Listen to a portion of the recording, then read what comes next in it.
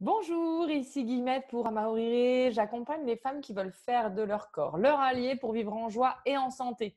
C'est l'image de la calèche. Quand il y a un écart entre ce qu'elles sont, le passager, et ce qu'elles vivent en fonction des décisions de leur cocher, il y a un impact réel, soit sur leurs émotions, les chevaux, soit sur leur corps. Mon travail consiste donc à les ramener vers elles-mêmes, vers leur identité, pour qu'elles puissent identifier leurs propres solutions et devenir leurs propres thérapeutes. Ce qui compose la réalité de la vie de mes clientes aujourd'hui peut être imagé par le camembert du Trivial Poursuite. Tout le monde a joué à ce jeu-là avec ces petits camemberts qui sont de taille égale. Je crois que c'est des sixièmes. Et à chaque sixième, sa spécificité. Le rôle d'épouse, le rôle de pro, le rôle de mère, etc.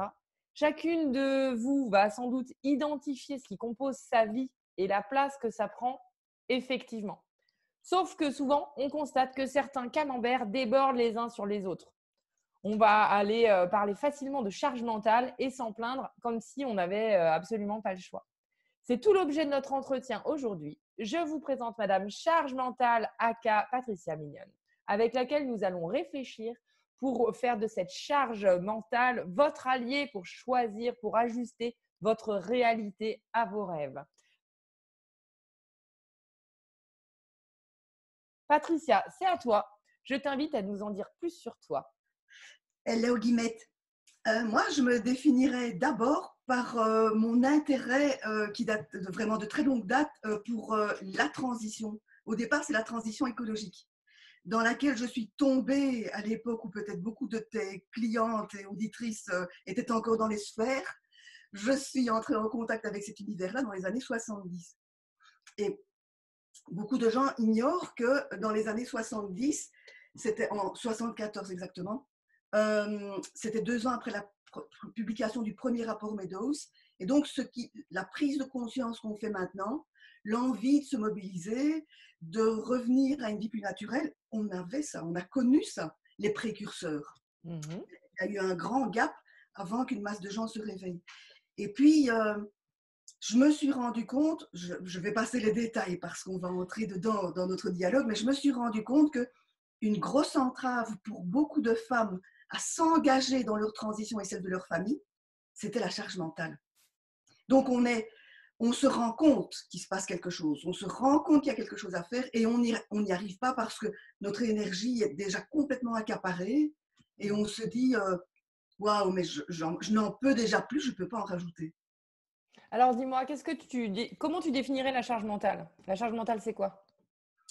Moi, je dirais bien que c'est un état d'accablement mental qui résulte de la croyance qu'on doit tout gérer. Oui, parce qu'en fait, c'est ce que tu me disais en off quand on a préparé cet entretien, c'est faire la différence. C'est nous qui choisissons si les tâches sont considérées comme pénibles ou pas, Oui, finalement.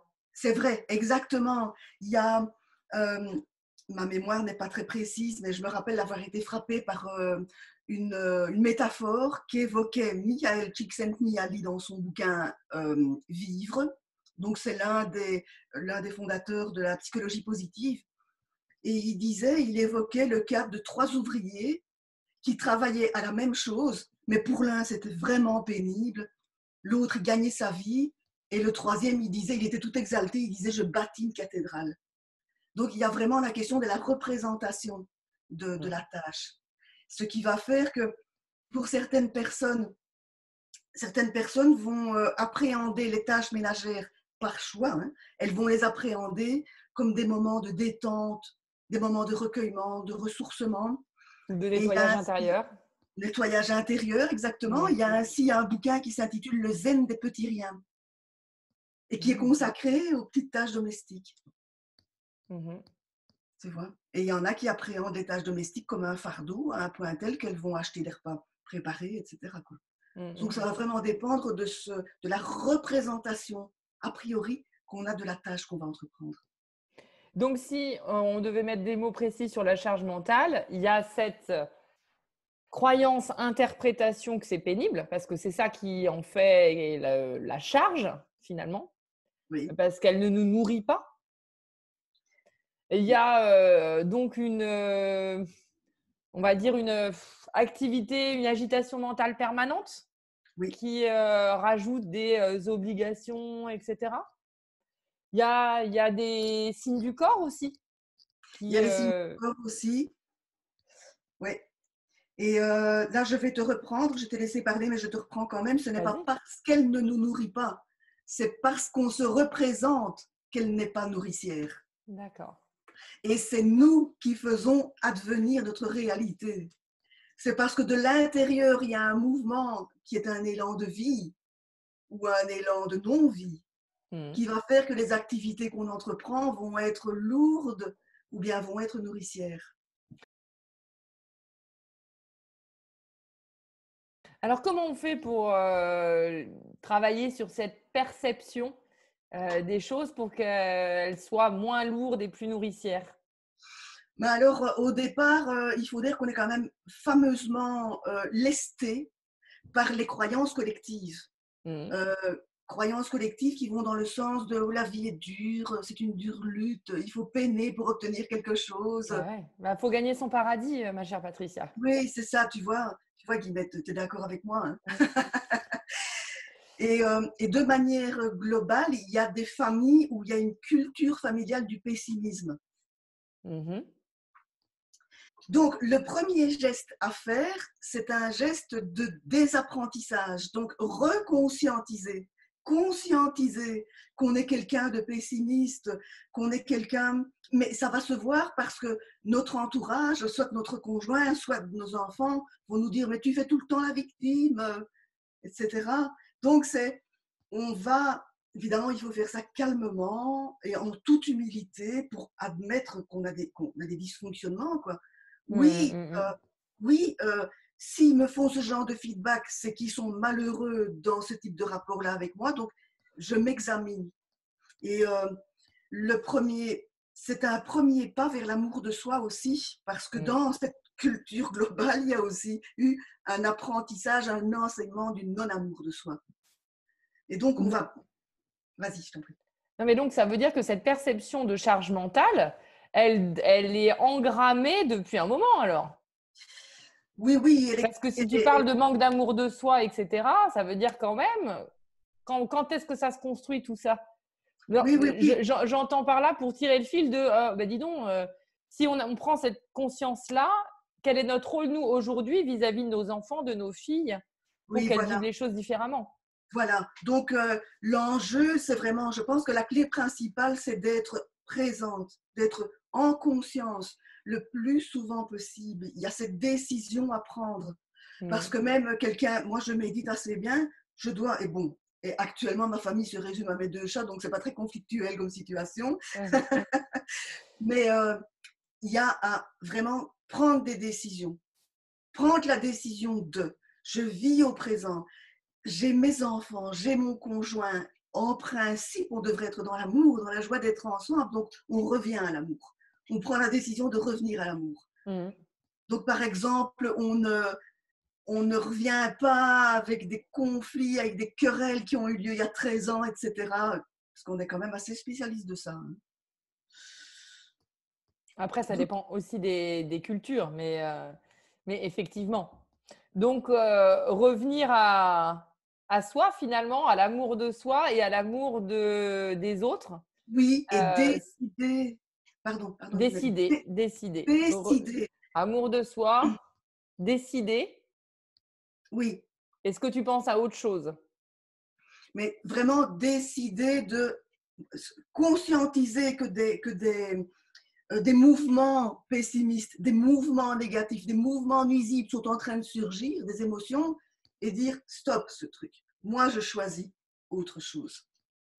Alors, ça veut dire que quand tu te retrouves face à une cuisine dévastée ou à un salon sans dessus-dessous ou avec une checklist de tout ce que je dois faire pour le petit, pour l'inscrire à l'école ou je ne sais pas quoi, tu respires un grand coup, tu te Oui, répartis les tâches, tu oui, priorises. ben,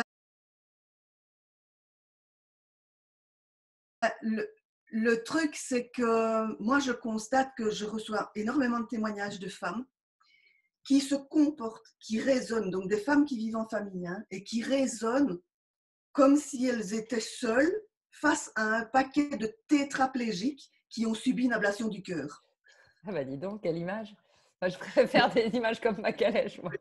Non, non, mais je D'accord. suis quelqu'un d'assez caustique, donc je dis ça de façon rigolote aussi, hein, Ok. pour taquiner, pour interpeller. Elles parlent comme si elles étaient seules, domestiques de tout ce tas de gens-là qui ne veulent rien faire. Mm. Et là, j'attire l'attention sur le triangle dramatique. Vas-y, développe. Vraiment, se poser en victime, c'est inviter un bourreau.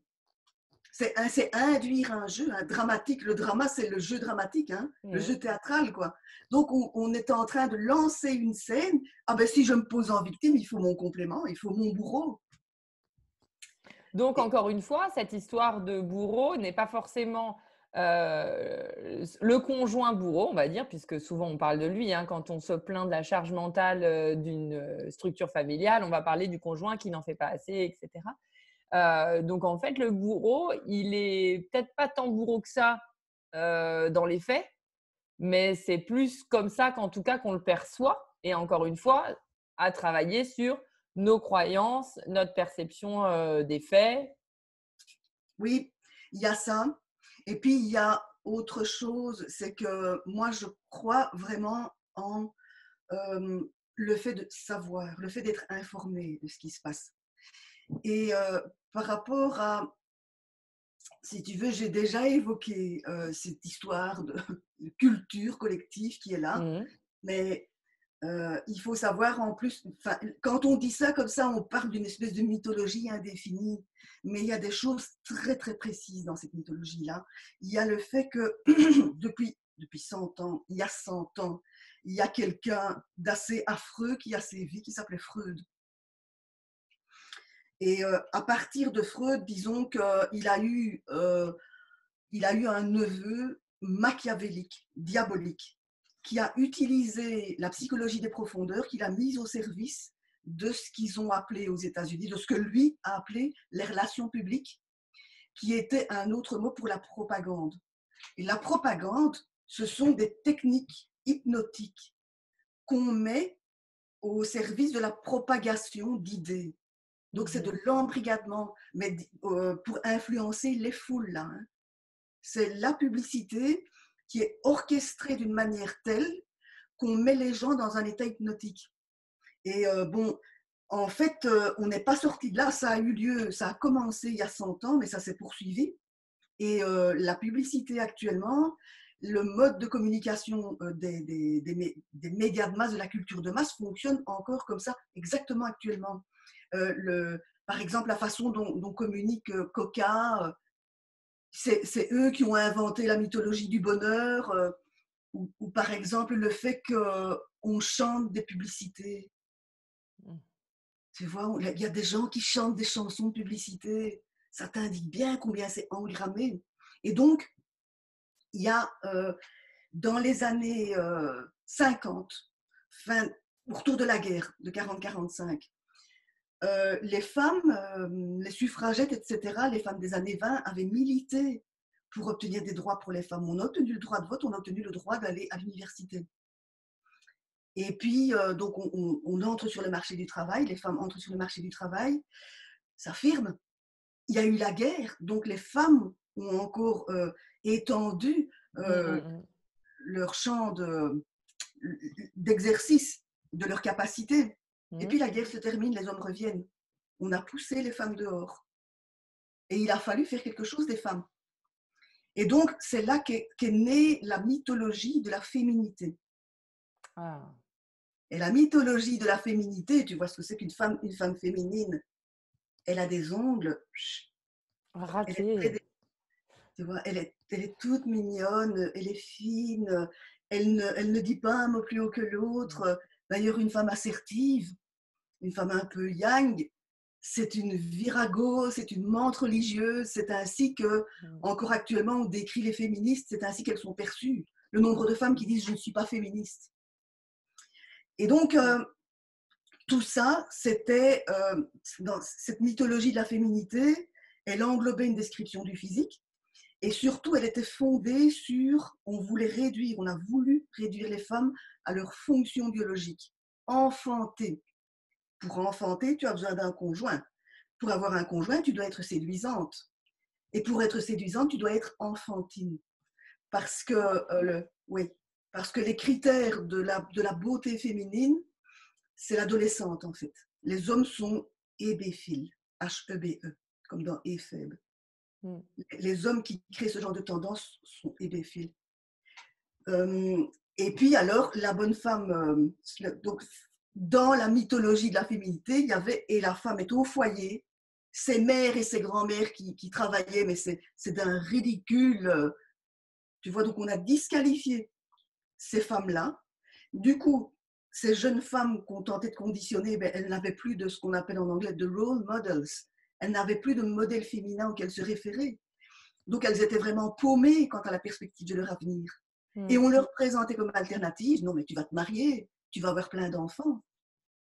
Et donc, on les a convaincus vraiment que le rôle, que la mission de vie d'une femme, c'était être au foyer, servir son mari, être désirable, avoir plein d'enfants.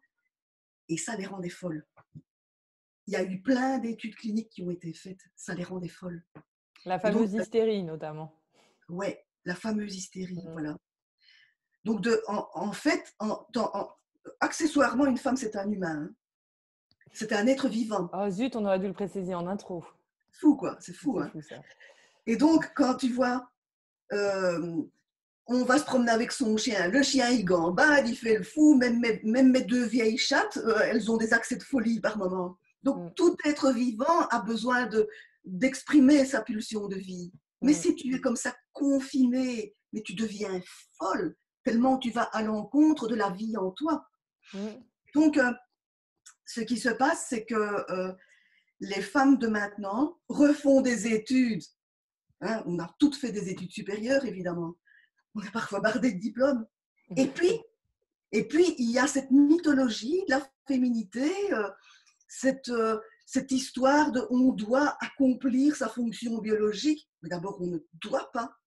Mais tu vois très bien que le nombre de jeunes femmes, j'ai 35, j'ai 40 ans, et la famille qui me dit oui, et c'est pour quand et c'est pour quand l'enfant et l'horloge biologique, machin. Donc, il y a ce poids qui est là. Cette injonction.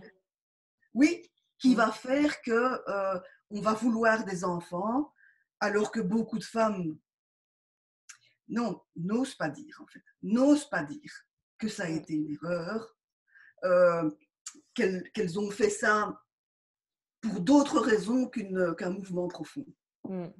Avoir des enfants. C'est sûr, on en a parlé dans le sommet du cycle menstruel sur le désir d'enfant, justement, de ces injonctions à enfanter et de la nécessité de pouvoir le faire en toute connaissance de soi. Finalement, c'était le titre de ma conférence sur ce sommet. Mais c'est vachement intéressant cette page d'histoire que tu nous racontes sur la manière de quoi nous sommes empreintes aujourd'hui, historiquement, en termes de structure. J'ai presque envie de dire de mémoire cellulaire, hein, finalement, parce que tout ça, c'est ancré en nous. Alors, c'est clair que le fait de le mettre en conscience, ça permet de le voir et ça permet de pouvoir choisir, comme tu disais tout à l'heure en utilisant le verbe décider, si on accepte de rester là-dedans, dans cette injonction de société culturelle, familiale, dans ce modèle-là, ou si on se prend en main et on décide que non, qu'on veut faire en fonction de soi et faire le pas de côté. Tu as très bien expliqué aussi le fait que déjà à l'époque, c'est le corps qui a exprimé en premier le désarroi des femmes, l'écart entre la réalité de ce qu'elles vivaient et ce qu'elles profondément elles voudraient vivre. Et la charge mentale dans tout ça, alors, elle est quoi ? C'est un résidu de cette pression sociétale. Comment on fait pour se libérer de ce travail hypnotique, marketing que tu démontrais ? Alors, là, il y a quelque chose que je trouve compliqué, c'est que mais il faudrait que il faudrait que les jeunes femmes le sachent quand elles démarrent un couple, en fait. Mhm. Alors, comme je suis toujours en train d'interroger les idées que j'ai, là, je me heurte à quelque chose. C'est que j'en ai parlé à un ami, hein, je lui ai dit, mais pourquoi est-ce qu'on ne le dit pas aux plus jeunes? Pourquoi est-ce que les aînés ne le disent pas aux plus jeunes? Et cette amie m'a dit à juste titre, elle m'a dit, mais tu écoutais ta mère, toi? Il y a une disqualification du discours des aînés de la part des jeunes. Je ferai mieux, je suis intelligente, tu étais conne, tu es conne. Tu vois? Donc elles ne veulent pas entendre, elles ne veulent pas savoir. Parce que le moment où ça se déroule, hein, c'est que, bon, moi j'ai été jeune, j'ai formé un jeune couple fin des années 70, début des années 80. Donc tu pourrais dire, oh, il y a longtemps, le temps des cavernes, mais pas du tout. On était, on était un jeune couple branché et c'est lui qui m'a dit ça. Il m'a dit, le ménage, c'est trop emmerdant. Je ne te laisserai jamais le faire toute seule. C'est chouette, hein? Mm. Et donc, je pense que beaucoup de jeunes maintenant qui se mettent en couple le font et établissent une convention. On va fonctionner comme ça. Ils Mm. établissent des codes. Et puis alors, en l'absence de connaissances empiriques de ce que c'est qu'une famille, parce que je veux bien qu'il y ait des livres, hein, mais les livres, ils vont parler de parentalité, ils vont parler d'enfants, ils ne vont pas parler de famille. Et en fait, on passe d'un système couple à un système famille, souvent en oubliant qu'il y a un couple, parce qu'on n'a pas cette notion de Mm. système. Donc, il faut nourrir tous les systèmes, en fait. Le système individu, le système couple, le système famille. Ils ont tous besoin d'être nourris. Première chose, mais en plus, c'est un tel séisme, la venue d'un enfant, c'est un tel séisme, tout est vol en éclats qu'on n'a pas de règles. Ah, mais il y a des règles qui flottent dans l'air. L'idéologie. Ouais. Donc, Mm. si tu n'amènes, comment est-ce qu'on appelle ça? Comme on a sur l'ordinateur, ce sont les réglages par défaut. Mm. Si tu n'agis pas en conscience en fonction du contrat révisible toujours hein, avec ton conjoint, boum, attends, il y a des règles, on va te les amener, tes règles. Et donc, la nana, au lieu de conscientiser et se dire, bon, ce bébé, c'est notre bébé. Donc, dès le départ, le papa va jouer un rôle. Par exemple, chez moi, j'ai allaité mes deux enfants longtemps. La nuit, quand le petit bébé criait, c'était lui qui allait chercher le bébé qui me l'amenait. Tu vois? Mm. Donc, il y a des choses que le jeune couple doit apprendre à établir et surtout, la jeune maman ne doit pas se comporter je ne sais pas, En à louve former. qui partage pas, quoi. Oui, c'est ça. Mm. Et c'est le cas. J'ai encore vu récemment une jeune personne que je connais de plus de 30 ans. C'est son troisième petit garçon. Ah, mais c'est mon bébé. Et elle se confortait comme ça entre jeunes mamans. Mais non, parce que après ça, vous reprocherez à votre conjoint de ne pas avoir de lien, Oui, le chat est très actif là. de ne pas avoir de lien très intime avec les enfants, mais permettez-leur de construire l'imprégnation. C'est une question d'imprégnation. Mm. Parce que le problème a tendance à garder le bébé pour elle. Elle va devenir la figure d'attachement du bébé. La figure d'attachement, c'est la personne avec qui l'enfant est le plus souvent, donc ça peut ne pas être sa maman, hein. C'est la personne avec qui l'enfant est le plus souvent et dont il va se sentir aimé inconditionnellement. Mm. Et voilà, ça va créer quelque chose de très particulier entre eux. Et ce qui se passe dans énormément de familles, comme le papa est un peu maintenu à l'écart, il n'est pas une figure d'attachement. Mais si vous voulez que que le papa et l'enfant construisent quelque chose, il faut que le papa soit vraiment dans une proximité intime avec le petit enfant. Pour que ça se construise, il faut un lien organique entre les deux. Mm. Voilà. Et le départ, il est là. Et c'est vrai que ça décharge une partie de la charge mentale, hein. Moi, sur mes 4 enfants, je ne suis pas la figure d'attachement de tous mes enfants. Et je dois avouer que ça fait du bien que mon mari prenne de fait sa part parce que le petit va réagir différemment avec son père et sa mère. Oui. Et c'est vrai que d'avoir laissé la place au père pour que cette figure d'attachement puisse soit être divisé Oui, sur les rôles, parce qu'on voit beaucoup de couples aussi de plus en plus comme ça, avec un père et une mère qui sont entre guillemets interchangeables. voilà. Ça arrive, ça reste rare, hein, mais ça arrive. Et il n'empêche que ça a un impact direct sur la charge mentale de la femme. Évidemment.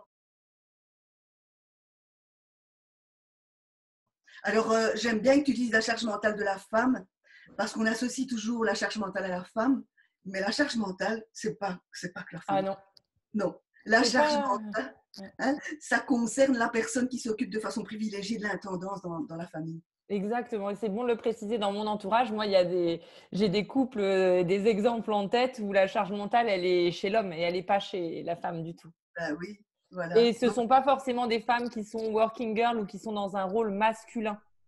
Parce que c'est ça aussi qu'on entend quand on distingue la charge mentale des femmes et la charge mentale des hommes. Et c'est la personne qui s'occupe de l'intendance, soit, mais ça ne veut pas dire que c'est la personne qui est au foyer ou qui ne travaille pas ou moins, etc. Moi, j'ai des cas dans mon entourage où la femme ne travaille pas, l'homme travaille et la charge mentale, elle est sur l'homme, très clairement.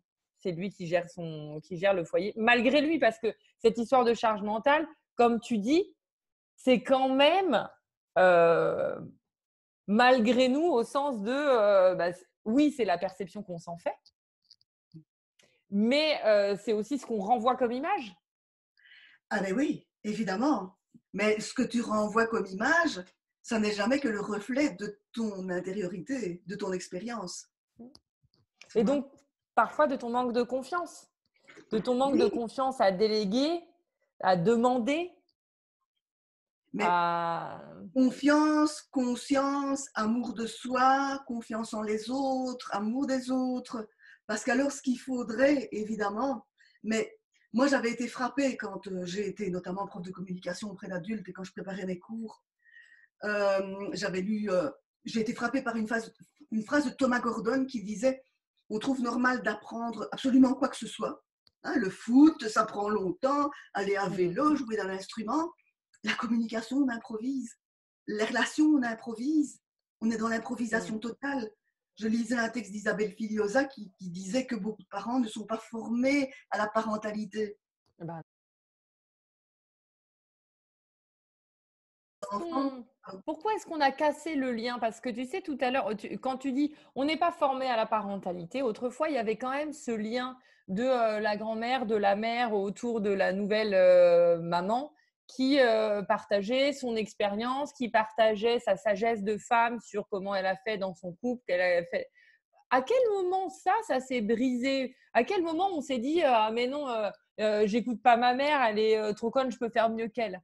À quel moment? Puisque si on regarde dans l'histoire, il y a eu tout un temps où cette, comment on peut dire, cette sororité des femmes à l'intérieur de la famille tout à fait. était extrêmement puissante et extrêmement écoutée. Sauf qu'il y a eu quelque Et chose qui s'est brisé. je vais poser la question. Je ne sais pas à qui je vais la poser, mais je vais me la poser en tout cas. Je me demande si ce n'est pas lié si c'est pas corrélé avec ce que j'ai évoqué tout à l'heure. Avec Freud et son Cette enseignement, cette mythologie où on a incité les jeunes à disqualifier leur mère et grand-mère. parce que de manière plus générale, on les a poussés à disqualifier les femmes, quoi. Ah, les femmes en général, ça c'est une Mmh. chose, ça c'est clair. Ça c'est clair. Quand on parle de sororité, je trouve que c'est un rêve la sororité. Hein. C'est vrai que quand on se retrouve à travailler uniquement entre femmes, parfois c'est plus compliqué que quand il y a Les des femmes hommes au peuvent milieu de être tout des ça. harpies. Hein. Ouais, c'est vrai. Mais bon, on peut avoir un idéal et des rêves, hein, mais Oui, oui, oui. Mais ce qui est intéressant aussi, c'est que j'ai constaté quelque chose, c'est que ce n'est pas neutre. Quand les femmes sont des harpies, etc., ce n'est pas neutre, parce que c'est souvent lié aux hommes. Il y a des hommes dans le circuit. À savoir que j'ai constaté que dans le milieu professionnel, par exemple, la parole d'une femme est disqualifiée par rapport à la parole d'un homme. Et en tant que femme, je dis je, c'est pas je, hein, c'est en mmh, général, en tant que femme, je vais privilégier un homme, privilégier la parole d'un homme, En tant que femme, je vais… oui, c'est ça. Et ce qui se passe en plus, c'est qu'il y a une rivalité alors. Bah ouais, c'est Je ça. vais m'efforcer d'avoir la précédence aux yeux de l'homme. Je Oui, mais vais… de moins en moins quand même. Je trouve pas, moi. Ça Ouais, dépend des contextes où on est. On a tendance à généraliser à partir de notre ouais. expérience. Ouais, c'est vrai. Ça, sans doute. Sans doute, mais ce constat m'attriste. Ce Ah constat oui, m'attriste. oui, oui, oui, moi aussi. Mais figure-toi que même dans des contextes, j'ai le privilège d'avoir une amie âgée qui a fait partie de cette, qui a participé à la deuxième vague du mouvement féministe, donc dans les années 60. Mhm. Donc elle est âgée maintenant et elle me disait elle était maintenant, elle est prof d'université à la retraite, donc c'est quand même pas n'importe qui, hein. Et elle se retrouve entre féministes, plus ou moins de cette époque-là, et elle me disait, mais tu n'imagines pas la mesquinerie, les rivalités, les rapports de pouvoir entre Ah. féministes qui parlent de féminisme, qui militent. Ouais, bon, bah, on n'est pas sorti de l'auberge. Si même Pas nous, sorti d'auberge. entre femmes, on ne peut pas, en conscience, malgré toute la conscience qu'on peut avoir de l'histoire et de ce qu'on fait de notre réalité, si même entre nous, on n'arrive pas à changer notre mode de fonctionnement, comment est-ce qu'on peut le faire changer? Et là, on retombe sur ton histoire de transition. Comment Oui, est-ce qu'on peut effectivement euh, changer, faire cette transition d'un monde vers un monde différent, si même entre nous, entre femmes, on n'arrive pas à faire fi de cette mémoire dégueulasse, quoi.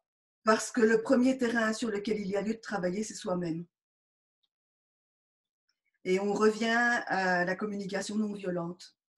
Il y a vraiment lieu de pacifier ce champ de bataille que nous sommes nous-mêmes. Mm. Et on va commencer à le pacifier en… on demandait récemment aimer, c'est quoi? Et selon mon expérience et mes connaissances, ce qui m'a fait telle que je suis aujourd'hui, euh, se pacifier, ça va commencer par être… s'aimer, ça va commencer par s'accepter. S'accepter, ce n'est même pas tel qu'on est, c'est tel que notre histoire nous a fait et nous ne sommes pas le bilan de notre histoire. Mm. Moi, j'aime beaucoup Franck Lobvet, qui dit, quand les gens l'interrogent, hein, et notamment il y a cette espèce de mythologie qui est véhiculée par le monde du développement personnel, devenir la meilleure version de soi-même. Et Franck Lobvet, il dit, tu t'inventes à chaque instant. Tu choisis qui tu veux être. Tu as la liberté d'être qui tu veux être à chaque instant. Et je trouve ça fabuleux. Et en même temps, euh, tu as vécu, tu as traversé des situations, tu as eu des expériences, tu as connu des émotions qui ne sont pas nécessairement valorisées collectivement. Hein, collectivement, on reste dans une mythologie un peu catholique, il faut être vertueux, il faut être Mm. généreux, il faut Mm. s'oublier, etc. Ben, on n'a pas toujours été comme ça. Hein. Et c'est accepter ça. Ça a eu lieu, point à la ligne. J'ai éprouvé cette émotion, point à la ligne. J'ai eu ce comportement, point à la ligne. Ce sont des facettes de moi. Voilà. Et je peux, mais j'ai la liberté. Il y a ça qui a eu lieu. Et il y a Fabrice Midal qui a écrit un bouquin qui s'intitule Plus ou moins Foutez-vous la paix. Tu vois, Mm. foutons-nous la paix. Quoi. Arrêtons de nous persécuter. Ouais, Et tout commence par la perception de nous-mêmes, quoi. tu vois, et donc, ouais, il m'a flanqué une claque quand j'avais 12 ans. Quoi. Ouais, mon frère m'a dit quelque chose de méchant quand j'avais 6 ans et je ne me suis pas sentie soutenue par mes parents. Et oui, ça a eu lieu il y a 40 ans et on arrête avec ça. Parce qu'on mérite mieux aujourd'hui Mm. que de cultiver cette émotion pénible. Après, l'histoire, c'est un peu comme Lise Bourbeau et sa blessure sur la main, en disant tout ça, c'est des blessures. L'idée, c'est quand même de prendre le temps de les cicatriser, de mettre un baume dessus pour que ça reste à l'aspect de cicatrice et que ça ne soit plus, ça ne prenne plus toute la place. À chaque fois que quelqu'un veut te prendre la main, ça te fait hurler parce que tu as ça en écho dans ta tête. Donc, ce temps d'introspection, de s'aimer soi-même, d'acceptation de ses blessures, il est nécessaire et parfois, on ne peut pas le faire tout seul. Parfois, Non, non, c'est non, bon non. Ah d'en oui, oui, oui. parler et de pouvoir être accompagné pour dire: «Allez, est-ce que tu vas m'aider à cicatriser ma blessure, à mettre un bon pansement dessus pour que je puisse enfin décider de réagir autrement et plus en fonction de Oui. mes vieilles blessures d'enfant». Ben, je reviens à l'idée de choix, à l'idée de décision. C'est que l'histoire de l'engrammage des croyances pessimistes, c'est pas que dans la tête, c'est pas que mental, c'est aussi cellulaire. C'est cellulaire. Mmh. C'est écrit dans le corps. Et quelqu'un comme Bruce Lipton, par exemple, hein, son œuvre majeure, c'est La biologie des croyances. Mmh. Bruce Lipton, il en parle beaucoup, il le raconte tout le temps, c'est toujours ça qu'il raconte. Il a découvert que, donc, on est fait de plein de cellules. Hein. On héberge plein de bactéries, mais ce n'est pas des bactéries que je vais parler. Et nos cellules, l'intelligence de la cellule est dans sa membrane, donc dans ce qui fait contact avec l'extérieur. Et la cellule, en fonction de notre histoire, hein, de ce avec quoi on est né, quoi, elle va activer des récepteurs à la surface qui vont appeler des neurotransmetteurs qui vont être, je vais dire pour faciliter les choses, pessimistes ou optimistes. Mmh. Soit tu vas envoyer du cortisol, soit tu vas envoyer des endorphines, etc. Mmh. Donc là, c'est un dialogue. Et la cellule, elle dit au cerveau, allez, envoie, nourris-moi. Mais on est addict au malheur culturellement. La plupart des gens sont addicts au malheur. C'est une véritable addiction. Donc on a les récepteurs cellulaires, les portes ouvertes pour accueillir les neurotransmetteurs qui alimentent le malheur. Mais vraiment comme quelqu'un qui est comme un héroïnomane, quoi. Mmh. Et donc, on peut faire le choix, mais en se faisant aider. Hein. Moi, je l'ai fait, mais je ne l'ai pas fait toute seule. Hein. Ouais, moi non plus. On peut faire le choix de fermer ces portes-là et d'ouvrir les portes du bonheur, mais biologiquement, littéralement. Hein. Mmh. Et Ah donc, bah, moi, c'est toute l'histoire de la mémoire cellulaire et de l'épigénétique et aussi. de l'épigénétique, tout à fait. Donc, Tout à fait. on peut réécrire son état d'être. Mmh. Et quel que soit l'âge, ça n'a pas d'importance parce que notre boulot, en fait, c'est d'éprouver, c'est de faire des expériences pour vivre des émotions. Mmh. Là, c'était un petit peu métaphysique. Hein. Notre boulot, d'être de lumière qui ont choisi de s'incarner. Non, mais c'est tout à fait vrai. D'autant plus que si on ne fait pas ce travail de nettoyage cellulaire ou de réharmonisation cellulaire, qu'est-ce qui se passe? Bah, on s'encrasse et c'est la maladie, c'est les accidents, Tout c'est à les fait. troubles psychologiques et c'est dramatique. Donc, où, où on arrive à petit à petit à faire un pas et à ce que ce soit moins réactif, moins douloureux. Mais si on ne fait pas le travail de fond, ça nous revient de manière chronique, quoi.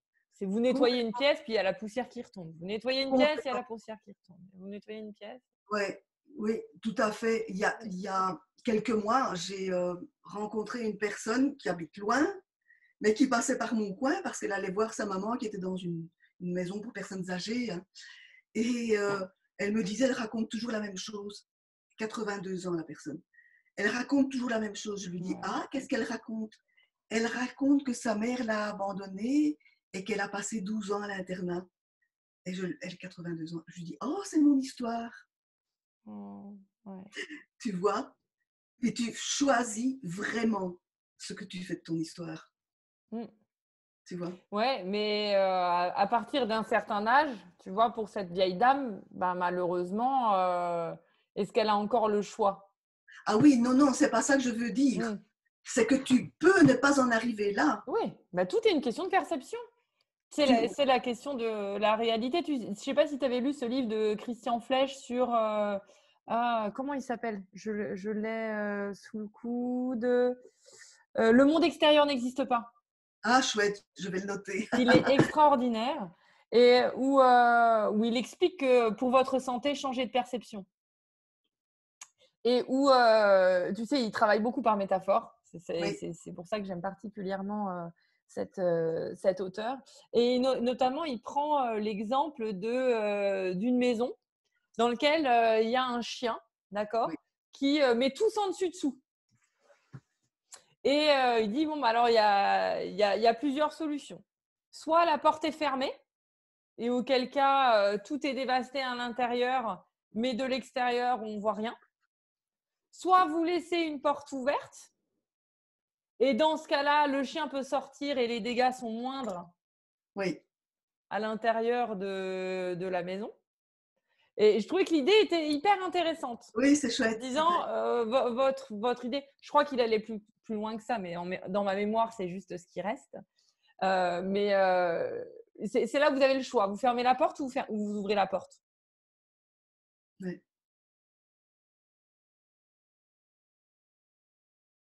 Alors là, sur la fin de notre entretien, qu'est-ce que tu voudrais nous raconter comme histoire pour que celles qui nous écoutent puissent en conscience se dire je vais décider de vivre ma charge mentale autrement, voire de m'en débarrasser. Je rappelle que le thème qu'on s'était fixé, c'était faire de sa charge mentale son allié. Là, on a vu de quelle manière on pouvait la relativiser, où on pouvait s'en défaire finalement en travaillant sur nos perceptions, en travaillant sur nous. Mais comment on peut s'en servir Oui, pour en faire son allié pour grandir? oui. Alors, je vais revenir vers toi, vers ton positionnement, si tu veux. Le corps nous parle. Là, je dis quelque chose d'évident dans le domaine des guillemets. Euh, le corps nous parle. Et le corps, il commence par nous envoyer des petits signaux parce qu'il est gentil. Et puis, comme on est vraiment dans notre truc, hein, oh, c'est dur, la vie est dure, je dois me dépasser, je dois y aller, je dois le faire. On ne va pas écouter les petits signes que fait le corps. Et puis, le corps nous envoie des symptômes, etc. Et, et puis, on va à l'accident.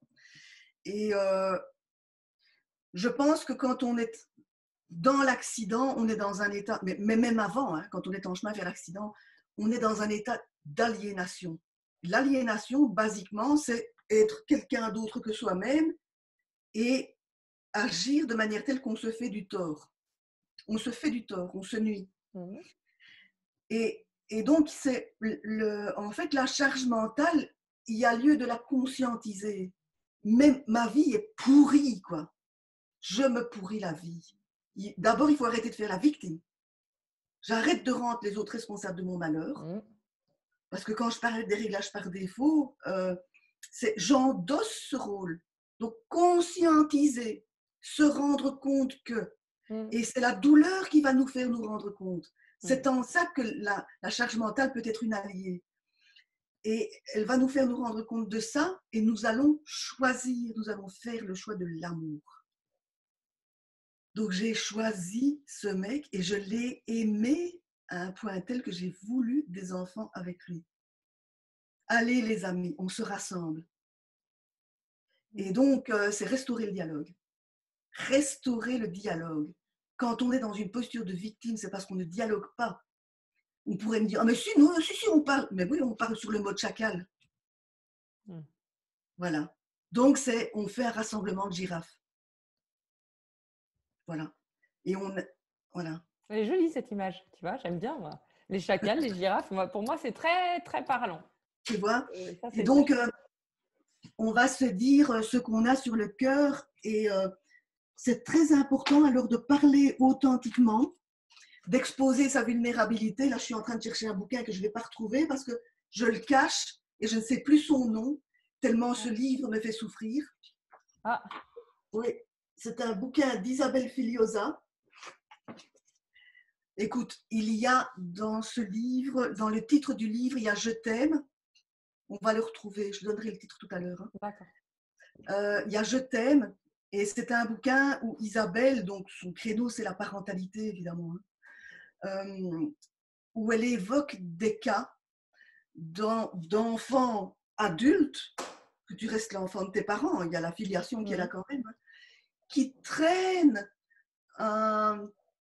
une douleur qui date de leur enfance et ils n'ont pas parlé, ils ne sont pas parvenus à parler.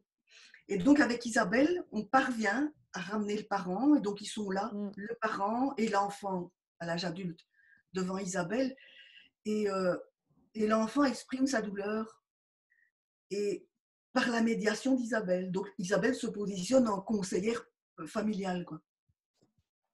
Et le parent est tellement triste et tellement soulagé à la fois et désire tellement réparer. Donc je pense que quand on parle avec le cœur, quand on expose sa vulnérabilité en girafe, quand on dit je souffre, les autres sont prêts à écouter, je pense, idéalement. Donc, pour répondre à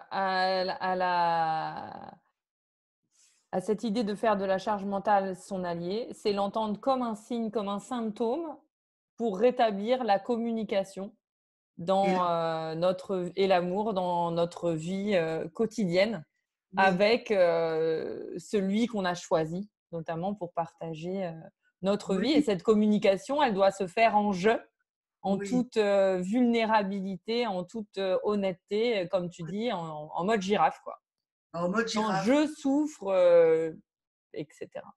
Oui, bah alors idéalement, les autres peuvent réagir avec leurs blessures, hein, et ne pas vouloir entrer dans le jeu. Et donc, moi, je préconise de vraiment demander de l'aide à quelqu'un comme toi, Guillemette, ou bien si on n'est pas proche de toi, ou si tu ne consultes pas par Skype, ben, si tu consultes par Skype. Je consulte en ligne. Oui. Sinon, les conseillères conjugales et familiales ont beaucoup de ressources, spécifiquement.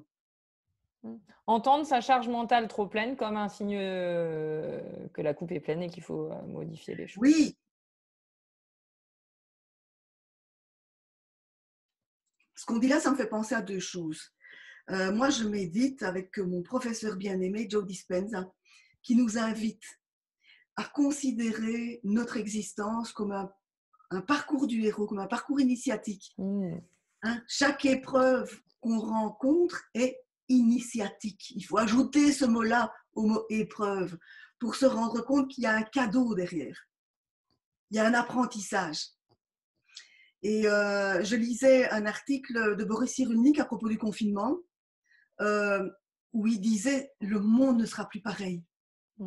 C'est un grand moment de shift et on va partir vers autre chose. Et donc, c'est vraiment les blessures qu'on a dans ces moments-là, ce sont des blessures initiatiques.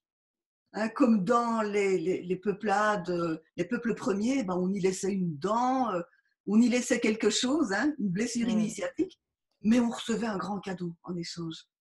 Et donc, c'est ça, c'est vraiment écouter, se mettre en posture d'humble, j'apprends, je suis élève en apprentissage. Et surtout demander de l'aide.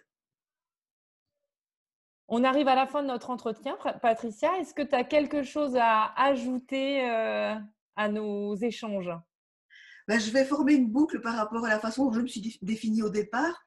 Donc, j'ai parlé de la transition, mais je n'ai pas dit que j'étais la fondatrice des sommets de la transition. Il y en aura d'autres, notamment le prochain sera consacré à la charge mentale. Et tu as des cadres dans ce sommet qui mettent… Oh, mais tu as oublié. Je voudrais dire que la transition, les personnes, en dialoguant, les personnes m'ont permis de me rendre compte que la transition, on parle de transition écologique, elle sera rendue possible parce que les gens transitionnent au niveau individuel, mais ce n'est pas la transition écologique, ce n'est pas uniquement le zéro déchet, ce n'est pas de ça que je parle. Non, c'est écologique au sens d'être aligné avec soi-même et aligné avec sa nature profonde et pas uniquement avec la nature à l'extérieur.